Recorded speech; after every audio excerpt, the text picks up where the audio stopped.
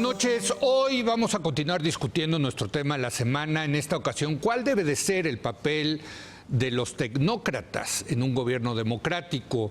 Para abundar en este tema se encuentra, como todos los miércoles, Gibran Ramírez. Gibran, ¿cómo estás? Hola, buenas noches. Muy bien.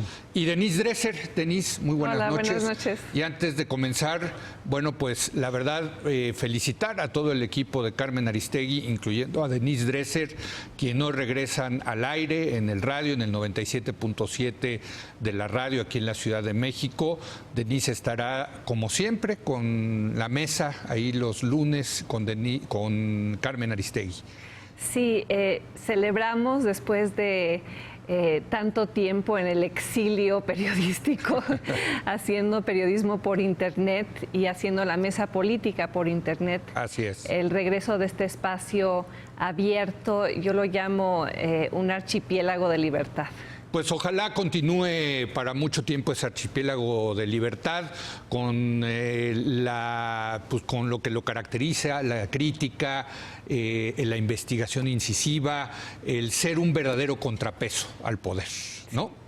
Pues así ha sido siempre. Así ha sido siempre y esperemos que continúe así. Es el estilo de Carmen, es el estilo de sus colaboradores. Así que mucha suerte para todos ustedes. Muchas gracias. Gracias. Bueno, entremos al tema de los tecnócratas en un gobierno democrático y desde luego, pues como ustedes saben, hemos invocado este tema por el tema del aeropuerto. ¿Cuál debe de ser? Tú escribiste mucho, me acuerdo, sobre el tema de la tecnocracia allá en las épocas de Salinas y de Zedillo, Denise, sobre el tema. La palabra tecnócratas tiene ya una connotación muy negativa. Muy negativa. Pero hay que entender de dónde viene el término.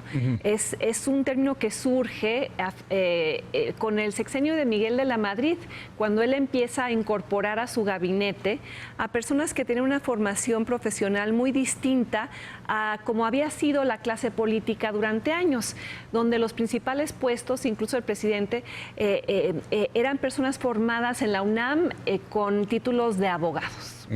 ¿Y qué empieza a pasar en los 80s y 90s? Pues la magnitud de las crisis económicas que México atraviesa lleva a que esa es la justificación que da Miguel de la Madrid, a incorporar a personas que tenían un perfil radicalmente distinto. Habían estudiado economía, administración pública, habían hecho los posgrados en universidades estadounidenses. Hay un famoso artículo de Miguel Centeno y Silvia Maxfield, donde describen el nacimiento de esto que llaman la famosa tecnoburocracia. Y lo que la hace distintiva a los técnicos, por ejemplo, del Banco de México o de la Secretaría de Hacienda de los 50s y 60s, es que estos son tecnócratas que quieren hacer política, que tienen habilidades políticas, que tienen objetivos políticos. Y es cuando vemos... Que no se quedan, digamos, en los mandos medios superiores, sino que quieren gobernar al país. Quieren gobernar. Quieren ser parte, digamos, de la clase política. Y regresan con todo un paradigma distinto de cómo hay que gobernar. Y es cuando comienza pues lo que se llama el neoliberalismo mexicano, la desregulación, las privatizaciones, el libre comercio, etcétera. Por cierto, y aquí yo tengo que decirlo porque nunca lo he ocultado, que yo me considero neoliberal y tengo que decirlo, entró ese neoliberalismo por el fracaso del otro modelo populista, estatista, que llevó a la quiebra de este país. A ver, o sea, no es que llegó el neoliberalismo así de una nave de Marte y nos los echaron aquí en México. Fue una crisis no solo de México. A nivel global. Claro, pero en México le pegó durísimo. Sí. O sea, esto surge a raíz de la crisis del 82. Claro. Luego la del 85, la del 88, etcétera. Y a nivel global se da un viraje. Es la época de Reagan, de Margaret Thatcher, industrialización basada en la sustitución de importaciones, el desarrollo basado en las exportaciones. Correcto. Y el estado minimalista, el estado que se contrae.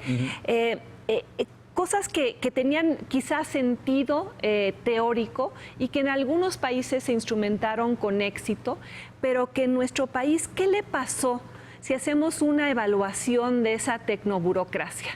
Pues tuvo algunos éxitos en términos de ¿El libre comercio? El libre comercio. Tratado fue el gran. El tratado, sí. Después del 96, el mantenimiento de la estabilidad macroeconómica. Baja inflación, etcétera. Sí. Y no quiero minimizar el efecto de la estabilidad macroeconómica, porque después de nosotros nos tocó vivirlo. Esas épocas inflacionarias donde tu sueldo valía una cosa en la mañana y en la tarde valía 30% menos, no lo minimizo.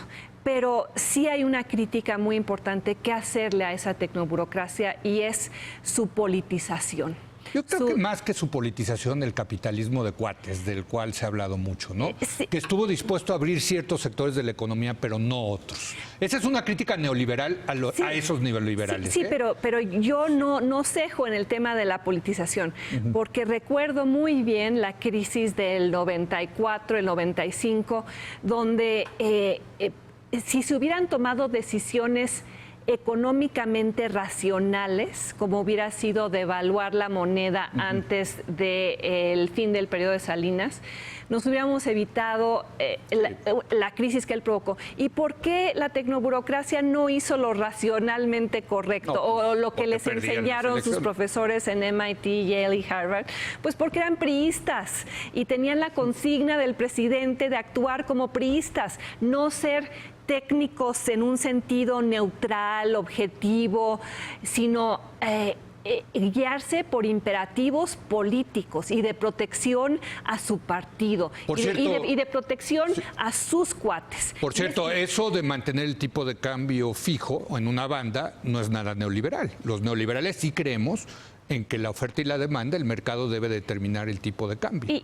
Ahí es donde se comportaron más como políticos. Pero yo diría que se comportaron como políticos incluso en este sexenio, porque la tecnoburocracia llega hasta el sexenio de Enrique Peña Nieto. Pues con MID, ¿no? Que es Sí, pero hay una frase distintiva de este reino de los tecnoburócratas.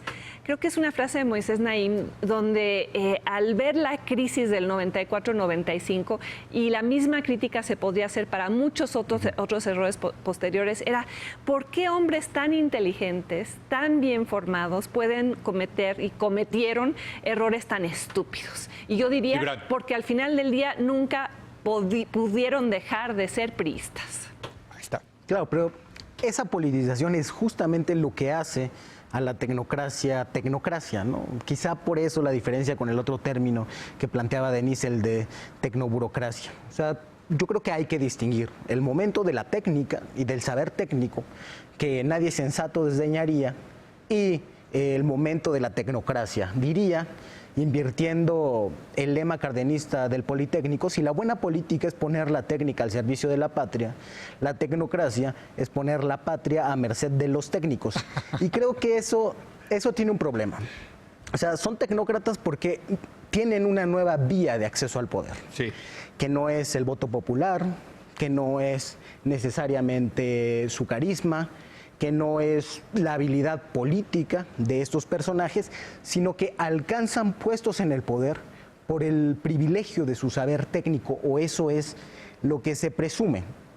Y por otro lado, y creo que esto es lo que plantea un problema, es que se pone la técnica así, a secas, como si hubiera técnica neutral, antes que la política. Y con esto hay la operación de esconder los fines morales que persiguen o simplemente tomarlos como ya dados. O sea, la tecnocracia casi siempre dice que no está haciendo política, que está haciendo lo técnicamente correcto, aunque siempre hay más de una cosa técnicamente correcta. En este sentido, creo que es posible coincidir con Nadia Urbinati, que ya citaba Hernán Gómez ayer en el programa, en que la tecnocracia es una distorsión de la democracia, es antidemocrática, en el sentido en el que, sobre todo a partir del triunfo del neoliberalismo, me llama mucho la atención que ahora hablaban de nuestros tecnócratas neoliberales, ¿no? Sí, son los únicos que hay. A partir de eso se considera que hay cosas que son muy delicadas para También estar... hubo tecnócratas estatistas, digamos, ¿no? Pues durante la época. Sí, Bueno, yo creo que Ortiz Mena, por ejemplo, te diría, fue un tecnócrata de la época estatista. Era un técnico subordinado a la política. Cuando pero hace hacía política, la devaluación del 54, está obedeciendo al mandato del presidente. Entonces, lo que decía que los distingue es que hay la noción, la concepción de que hay cosas demasiado importantes para dejárselas a la política. Y de ahí, por ejemplo, la autonomía de los bancos centrales. Mientras más se pueda apartar el control de la economía de las decisiones del pueblo, mejor. ¿Pero estás en contra de eso, Gibran? Sí, claro que sí. ¿Estás en contra de la autonomía del Banco de México? No sé si de la autonomía, pero sí de hacer que el control de la economía escape a la política. Y pongo un ejemplo. Yo veo distinto el sexenio de Echeverría y de López Portillo a como lo ves tú. Sí. Creo que la narrativa que impera, la que suele destacar, por ejemplo, la gran inflación, desestima muchos datos objetivos, por lo menos del decenio entre el 70 y el 80. Ahí se tomó la decisión política de mantener la capacidad de compra del salario. En gran medida eso se debió la espiral inflacionaria. Pero con todo y espiral, la capacidad de compra del salario se mantuvo. El crecimiento económico se mantuvo por encima de la inflación. Fue el momento de mayor cercanía, de mayor confluencia entre los salarios promedio de Estados Unidos y de México. A un precio altísimo. Y del endeudamiento del país de manera desproporcionada. Se disminuyó la desigualdad. Quiero decir, ¿Pero en qué acabó eso? ¿Cuál fue el desenlace de eso? El desenlace de eso fue el triunfo de los neoliberales. Bueno, pues claro, porque el país estaba en quiebra. Claro, lo que te quiero decir... Porque la deuda pública como proporción del Producto Interno Bruto creció a niveles nunca vistos. Y llegó un momento con un tipo de cambio fijo que eso se volvió insostenible. Pero ¿en qué acabó eso, Leo? O sea, el imperio de la técnica que se dio como respuesta a eso no acabó en un México más igualitario y más estable, sino en un México mucho menos igualitario, en un México con un tuvo menor la culpa? poder. ¿El que hizo la crisis o el que resolvió la crisis? Después de más de 30 años de régimen, no podemos seguir echando la culpa a la crisis del 82 y mucho menos de la desigualdad que creció a partir de entonces. Está peor hoy el país que en 1982, después de la crisis, de la gran crisis que... En materia de desigualdad, de capacidad de compra del salario, sí. Bueno, a ver, perdón, tengo que hacer una pausa. Eso está acreditado. Está buenísimo este debate. A ver, y regresamos con Denise y con Gibran. Regresamos en un momento más.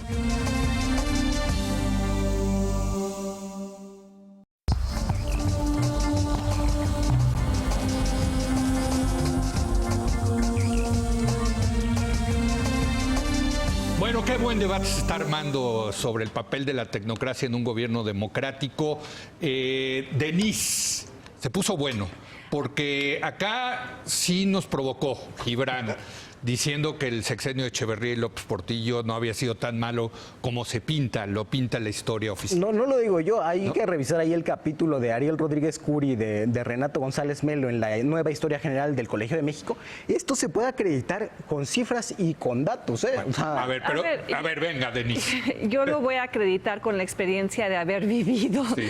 Sí, una experiencia subjetiva, o sea, probablemente en algunos estratos les fue peor y en otros les fue mejor. Yo conozco a mucha gente que dice que estaba mejor, que había un país más seguro, Gibran, que el salario alcanzaba para lo básico. Gibran, perdóname, o sea, es uno de los preceptos básicos de economía. La inflación es el impuesto más regresivo que hay sobre los pobres. Correcto.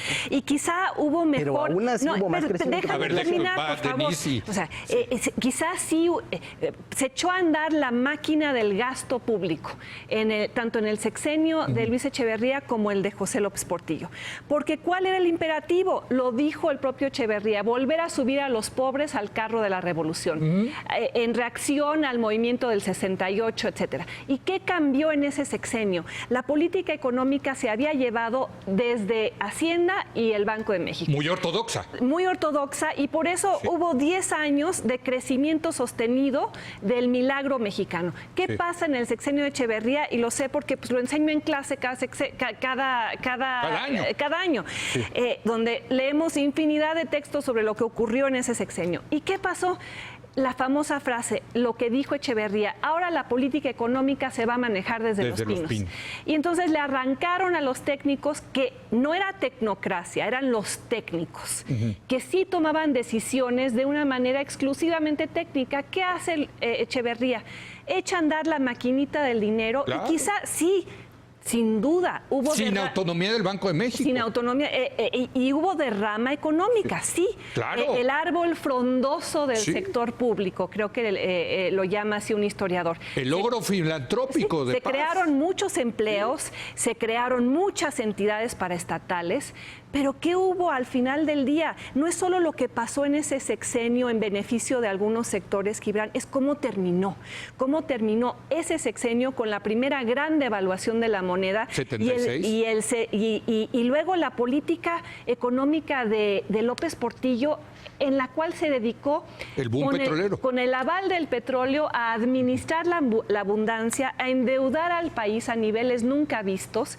¿Qué pasa en el 82? Se cae el precio del petróleo y México genera una crisis que se vuelve latinoamericana, una crisis que lleva a reestructurar totalmente la deuda y que coloca sobre el Estado mexicano una reprobación en términos de la inversión internacional, la nacionalización de la banca, etcétera.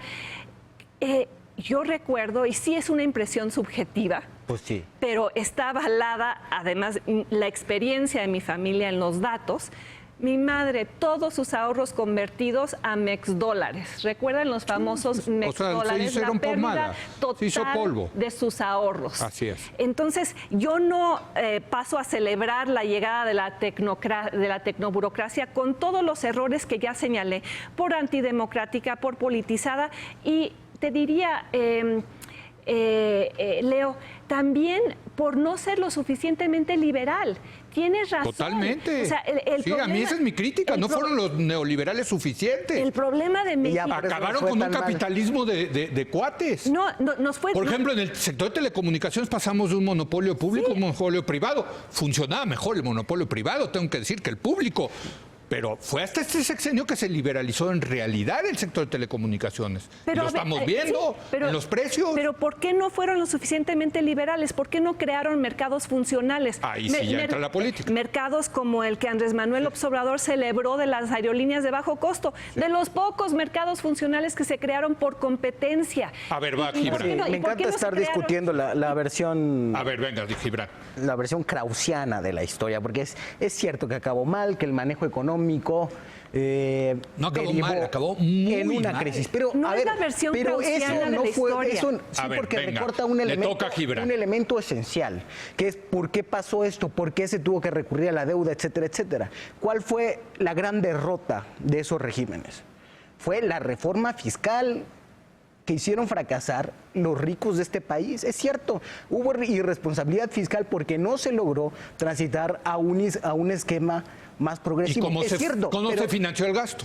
Con deuda. Exacto. Con un montón si hubieran de querido deuda. gastar más, hubieran tenido que haber subido los impuestos.